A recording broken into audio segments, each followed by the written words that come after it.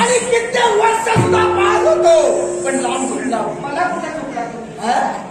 कारण तू मला पाहतात पळूनच झालं का? हो मला म्हणून तू मला मिळाली होती, आता मिळाली, आता सोडणार नाही. काय? हो हो काय म्हणताय? आता तुला पाहिल्यावर मी ठरविलं होतं लग्न करेल तर तुझ्या समोर, संसार खाटेल तर तुझ्या समोर. अरे स्वप्न लागला. लग्न करू आणि या अंगाच्या त्या अंगाचं. हो. तुम्हाला काय वाटतं? काय पायाच्या नकाऱ्यापासून डोळीच्या भ्रमरणापर्यंत तुमचं निरीक्षण करते. मी कोण आहे? अरण्यात वस्ती स्थान माझं. या अरण्यात बसले. होय अरण्यात राहणारा काकसूर तो मी आहे. काकसूर काकसूर नाव माझं काकसूर. आपण कोणी असा त्याच्याशी माझी माझा कोणताही संबंध नाही. पण मी तुम्हाला एकच विचारते, आपली ही इच्छा या मागणी करवी केव्हाही पूर्ण होऊ शकत नाही. मार्ग रोखलाय तो केवळ इच्छा पूर्ण करण्यासाठी. इच्छा पूर्ण केल्या राहणार नाही. तिला इच्छा प्रकट केला पण या इच्छेला मी दुजोरा देऊ शकत नाही. आणि एक स्त्री हे याला कारण आहे. कारण चंद्रपूर नगरीचे राजकर्ते चंद्रसेन यांच्याशी मी विवाहबद्ध झाले. मी त्यांची भाई आहे.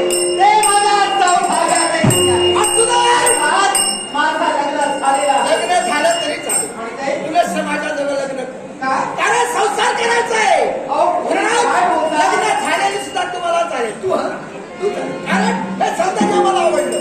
ही पाहिली पाहिली ती मी ठरविलेली आहे. हे स्वप्नाने केलं. या बाईला मी घेऊन जाणार आहे.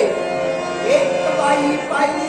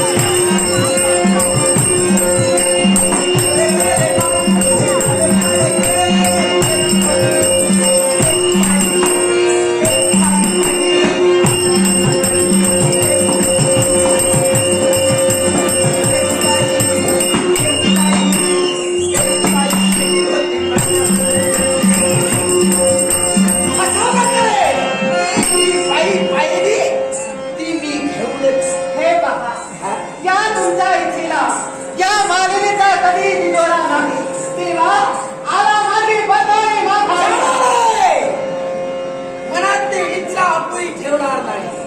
ती पूर्ण करणच जाणार आहे. इच्छा ही एक मदत भावना आहे आणि ती प्रत्येकाचा मनात निर्माण होणं हे तेवढंच साहजिक आहे. तुमची इच्छा माझ्या मनाला पडत नाही. माझ्या बुद्धिमत्तेला हे तुझे विचार पडत नाही.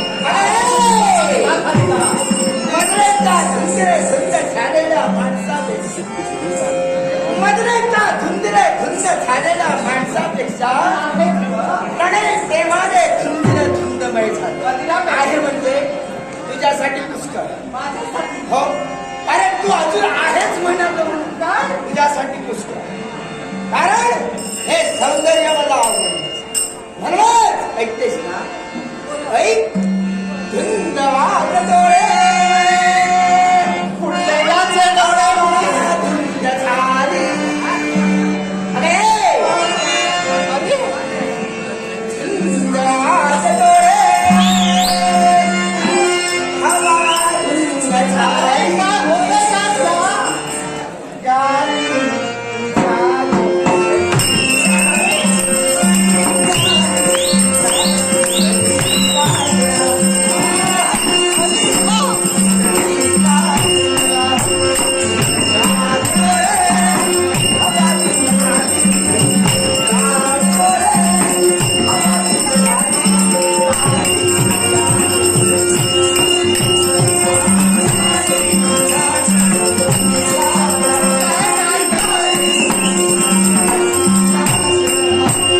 रे